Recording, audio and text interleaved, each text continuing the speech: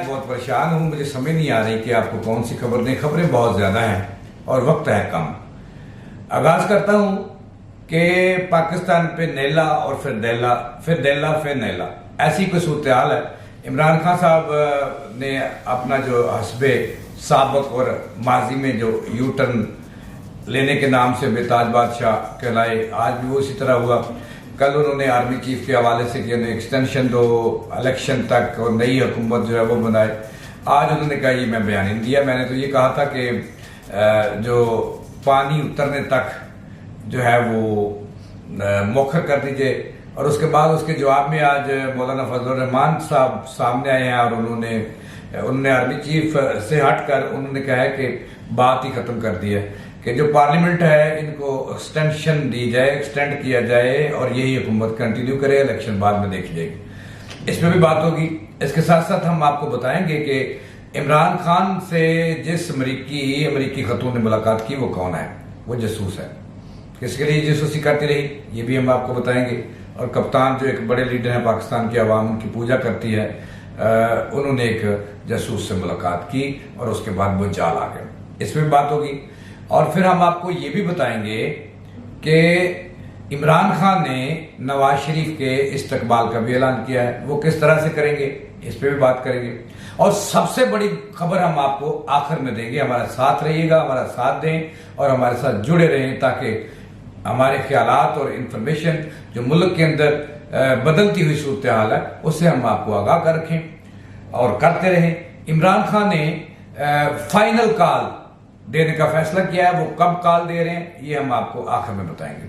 Programme का आगाज करते हैं। नाज़रीन, मुल्क में इस वक्त भूचाल की सी सूरत हाल है। भूचाल आया है। इमरान खान साहब ने इमरान खान से जो अमरीकी सफारतकार और साबिक सफीर रैबर राइफल ने मुलाकात की है।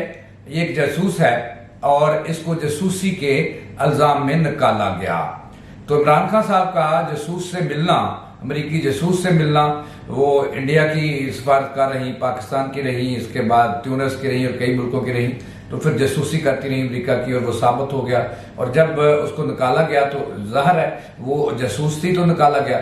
अब हमारे जो कप्तान साहब हैं, जब उन्होंने रैपिड राइफल से मुलाकातें की पहले तो तरदीद करते रहे और आज चौरी फवाद ने तस्दीक कर दिया कि वाकई मिले। और उसके बाद जो है उन्होंने एक ऐसा बयान दागा कि पाकिस्तान के जो आर्मी मौजूदा चीफ है उन्हें कंटिन्यू करने दिया जाए और उनको जो है ना वो आइंदा इलेक्शन तक वो ही कंटिन्यू करें, एक्सटेंशन दें। इसका मतलब साफ है। लेकिन आज वो फिर इससे मुकर गए। उसके जवाब में नाज़रीन फजल रहमान सामने आए। फजल रहमान ने यह कहा कि पूरी पार्लियामेंट को ही एक्सटेंड कर दिया जाए। तो ये नैले पे देले वाली बात हो रही है। एक नैला एक दैला और फिर पहले देला आता है, फिर नहला आता है, फिर नहला आता है, फिर देला आता है। इन्होंने पाकिस्तानी कौम को क्या जो है वो बेचैनी में मुब्तला कर दिया और बेयकीनी में इजाफा कर रहे हैं। पाकिस्तान के मौजूदा तमाम तर सियासतदान जिन्हें सिर्फ कुर्सी की है। इमरान खान कुर्सी के लिए लड़ रहे हैं, नवाज शरीफ लड़ रहे हैं, फजल रहमान लड़ रहे हैं, जरदारी लड़ रहे हैं। अवाम जाए जहन्नम में, इसका किसी को नहीं है। ये मैं शुरू से बात करता रहता हूँ। अब ये बात बताइए। अब हमको ये बताना चाह रहे हैं कि मुल्क के अंदर इस वक्त क्या हो रहा है। अब जो इमरान खान साहब हैं वो ये बात तो मैंने आपको आखिर में बतानी है। फिर हमारे साथ जरूर रहिएगा कि इमरान खान फाइनल कॉल दे रहे हैं हुकूमत के खात्मे के लिए। एक तरफ वो धमकियां देना शुरू हो गए कि इलेक्शन ना करवाए तो मैदान में आएंगे। भाई पूरे आपने 4 साल ज़ाया किए, फिर उसके बाद पूरे पिछले 7 माह से लगे हुए जलसे करने में, आप रचते क्यों नहीं है? और क्या आपको कुर्सी इतनी अजीज है? आवाम तो नहीं है चूंकि वो सलाब में डूबे हुए हैं। अब मैं आपको पंजाब की थोड़ी सी सूरत हाल बता दूं कि पंजाब ने नून लीग ने इमरान को भी सरप्राइज देना है और उन्होंने जो पंजाब असम्बली के अंदर कहा यह जा रहा है कि जो अद्दी अक्सरियत है वो हासिल कर रही है, नंबर गेम्स पूरे कर रही है। गवर्नर हाउस पंजाब में ये मीटिंग हो चुकी है कि इमरान खान जब कॉल देंगे तो उससे पहले फिर उन्हें सरप्राइज देंगे और फिर गवर्नर जो है वो फौरी तौर पर परवेज इलाही साहब को इत्मीनान का वोट लेने का कहेंगे और इत्मीनान का वोट मिलना नहीं, क्योंकि बहुत सारे पीटीआई के जो अरकान असम्बली हैं उनकी हमायत खुफिया हासिल कर ली है और वो उन्होंने छुपा के रखे हुए हैं। ये बातें अपनी जगह है। लेकिन इमरान खान फिर धमकी पे धमकी दिए जा रहे हैं और धमकियों का मुल्क को कौम को बहुत नुकसान हो रहा है, बेयकीनी बढ़ रही है। उन्होंने फिर धमकी दी है कि नवाज शरीफ आए और उनका इस्तकबाल जिस तरीके से होगा वो कौम कौम जो है वो जानेगी और बताऊंगा इस्तकबाल किस तरह से होता है। इनका उसका मतलब यह है कि नवाज शरीफ के लिए जो इस्तकबाल करने जाएंगे वो भी अपने बदले लाएंगे, फिर तसादम होगा और दोनों जमातें लड़ेंगी और कारकुन मरेंगे और लड़ेंगे, फिर मुल्क में एक अनारकी फैलेगी। ये बातें इमरान खान को जेब नहीं देती, क्योंकि वो बहुत बड़े लीडर इस वक्त बन चुके हैं। इसमें कोई मुबालगा राय नहीं कि इमरान खान बहुत बड़े लीडर बन चुके हैं, उनको पकड़ना मुश्किल ही नहीं, नामुमकिन है। इस हवाले से भी मैं एक वीलॉग कर चुका हूँ कि अवाम उनके साथ है, किस्मत की जो देवी है वो उनके मेहरबान है। और अब अमरीकियों ने जो है मुलाकात करके जो मजीद जो है मुल्क के अंदर बेचैनी बढ़ा दी है, और इमरान खान ने फिर एक दफा यू टर्न लिया है, फिर यू टर्न लिया है, और फिर वो एक तो अपने बयान से मुकर गए हैं कल आर्मी चीफ के हवाले से, और दूसरा उन्होंने एस्टेब्लिशमेंट के लिए नर्म गोशा अपना लिया है। मतलब ये है कि दाल में काला जरूर है, दाल में काला जरूर है, इसीलिए तो अब उन्होंने अदारों के हवाले से भी अपनी जो है नर्म लहजा अख्तियार किया है।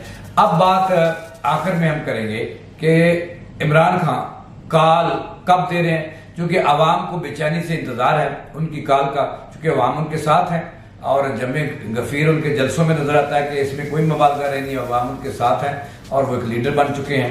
अगरचे सियासतदान नहीं बन सके, सियासतदान जो है वो गिवन टेक करता है, लेकिन वो जो उनके रूह में आता है वो करते हैं। अब मैं आपको ले जाता हूं कि वो काल कब देंगे, इसका बेचैनी से लोगों को इंतजार है। अब वो काल जो है वो देने का प्रोग्राम रखते हैं इसी माह में, लेकिन काल देंगे नहीं, क्योंकि उन्हें पता है उनकी पंजाब हुकूमत खोना पड़ेगी जब उन्होंने काल दे दी। नून लीग ने तैयारी कर ली। अब सवाल बहुत सारे आवाम के सामने रख रहे हैं कि ये लीडर ऐसा क्यों कर रहे हैं। एक तरफ सैलाब में लोग डूबे हुए हैं, महंगाई से लोग मर रहे हैं, और इस महीने नाज़रीन मैं आपको बता रहा हूं ये मौजे कर रहे हैं, और अवाम का ये आलम है जो है ना वो दादो शुमार लिखने वाले इस साल इस महीने में 50% से ज्यादा लोग बिल नहीं अदा कर सके, इतने ज्यादा बिल आए। अब काल की तरफ आते हैं। अब काल जो है 2 तारीखें हैं इस महीने में, 2 दफा इमरान खान ने अदालतों में पेश होना है। प्रेशर वो बढ़ाते जा रहे हैं अदारों पर भी और हुकूमत पर भी। पहली तारीख 22 को पेश होना है, तो इन्हें जो तहीने अदालत केस है जो मुअज़्ज़ज़ अदालत खतून दाज को इन्होंने धमकी दी थी, उसमें 22 को इन्होंने पेश होना है, और दूसरी इलेक्शन कमीशन की पेशी है वो 27 को है। अब जराए ये कह रहे हैं कि इमरान खान साहब हुकूमत पर प्रेशर बढ़ाने के लिए 22 की रोज 21 को एक प्रेस कॉन्फ्रेंस करेंगे बहुत बड़ी, जिसमें वो हुकूमत के खिलाफ एक प्रेशर बढ़ाएंगे और काल नहीं देंगे। वो इसको 27 के बाद ले जाएंगे। अगर उनके खिलाफ कोई बड़ा फैसला आता है तो फिर वो काल देने का सोच सकते हैं। काल क्या हो सकती है? सड़कों पर एहतजाज, मुल्क को जाम करना, जगह जगह कैंप लगाना, और फिर आखिर में इस्लामाबाद की तरफ मार्च भी हो सकता है। वहां पे कंटेनरों का बंदोबस्त करने का कह दिया गया। अब ये जो काल है, हमारे जरा ये कह रहे हैं कि इमरान खान जो है वो खुद मुश्किल में पड़ जाएंगे अगर उनको फाइनल काल देंगे। फाइनल काल नहीं देंगे, इसको आगे एक्सटेंड करेंगे ताकि उनका प्रेशर जो है वो हुकूमत पर कायम दायम रहे, अदारों पर कायम रहे। 21 को काल देने का सोच सकते हैं, अगर उन्हें स्मेल किया कि उनके खिलाफ फैसला आ रहा है तो वो 21 को काल देंगे। एहतजाज की बहुत बड़ी इस्लामाबाद की तरफ रवा दवा मार्च की, ट्रेन मार्च का भी इरादा है इनका मुल्क गिर। और दूसरा, अगर उसमें बच गए तो फिर 27-26 को इन्हें स्मेल हुआ कि कोई बड़ा फैसला आने वाला है, 26 को एहतजाज की काल दे सकते हैं। और हमारे जराये का ये दावा है कि इमरान खान साहब इतने चूचे नहीं है, वो जो है ना वो काल नहीं देंगे, प्रेशर बढ़ाएंगे जितना भी बढ़ा सकते हैं हुकूमत पर, ताकि हुकूमत जो है जिस होकर इलेक्शन का ऐलान कर दे। जो उनके अंदर खाने, उनके रहनुमाओं के अहम अदारों से राब्ते हैं मुल्की और गैर मुल्की, तो वो यही कह रहे हैं कि इलेक्शन जितनी देर जल्दी हो सके इलेक्शन हो जाए, नवंबर के आखिर में हो जाए, दिसंबर में हो जाए, नए साल में ना हो। तो इसके लिए वो प्रेशर बढ़ाते जाएंगे और फिर नवाज शरीफ के आने में भी बड़ी रुकावट डाल रहे हैं। उधर भी उन्होंने धमकी दे दी है कि आए तो फिर वो काल देंगे, फिर एहतजाज होगा। तो ये जो गोरख धंधा है इन अल्फाज का, इन सियासतदानों का, इन्होंने मुल्क का बेड़ा गर्क कर दिया और आवाम भूखा बनना शुरू हो गए हैं। और 50% बिजली के बिल इस महीने में जालिमों ये आवाम जमा नहीं करवा सके। दादोशुमार तो लोग इसलिए नहीं जमा करा सके कि उनके पास पैसे नहीं है। अगर वो अपने पांव पे चादर लेते हैं तो सर नंगा हो जाता है। इस कफियत और इस नौबत पे आप गरीब को ले आए हो और सर पे पांव नंगा हो जाता है, पांव पे लेते हैं तो सर नंगा हो जाता है। तो ये सूरत हाल थी जो आज मैंने आपके गोश गुजार की। इसके साथ ही जावेद इकबाल को दें इजाजत, अल्लाह ने के बाद।